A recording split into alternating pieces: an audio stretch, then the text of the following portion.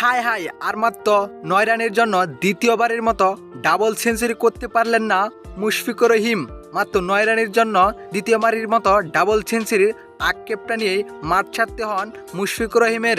দর্শক, পাকিস্তানের বিপক্ষে আজ টেস্টের চতুর্থ দিন, যেখানে চতুর্থ দিনে শুরুটা দুর্দান্তভাবে করেছিলেন মুশফিকুর রহিম ও লিটন কুমার দাস। তবে লিটন কুমার দাস 56 রানেই আউট হয়ে যান। তবে এখান থেকে মেহেদী হাসান মিরাজকে নিয়ে দুর্দান্তভাবে পার্টনারশিপ করে বসেন, যেখানে নিজের প্রথম সেঞ্চুরি পূরণ করেন।